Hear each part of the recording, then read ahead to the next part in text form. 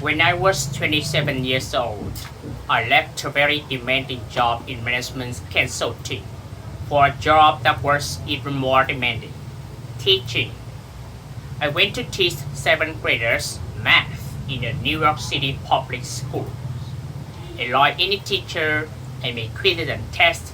I gave a homework assignment. When the work came back, I calculated grades.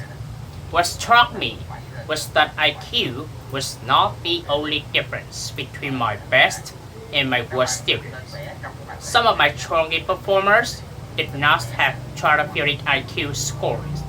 Some of my smarter kids weren't doing so well, and that got me thinking. The kind of thing you need to learn in 7th grade math, sure, they're hard. Ratio, decimal, the area of a parallelogram, but these concepts are not impossible. And I was firmly convinced that every one of my students could learn the material if they worked hard and long enough. But after several more years of teaching, I came to the conclusion that what we need in education is a much better understanding of student and learning from the motivational perspective, from a psychological perspective. In education, the one thing we know how to measure best is IQ.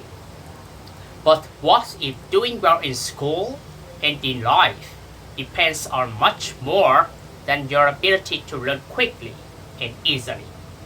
So I left the classroom and I went to graduate school to become a psychologist.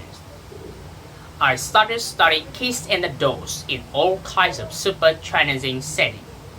And in every study my question was, who is successful here and why? My richest team and I went to West Point Military Academy. We tried to predict which cadets would stay in military training and which would drop out.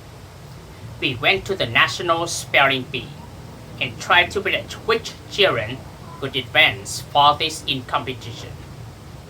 We studied rookie teachers working in really tough neighborhoods, asking which teachers are still going to be here in teaching by the end of the school year, and of those who will be the most effective at improving learning outcomes for their students. We partner with private companies asking which of these salespeople is going to keep their job and who's going to earn the most money.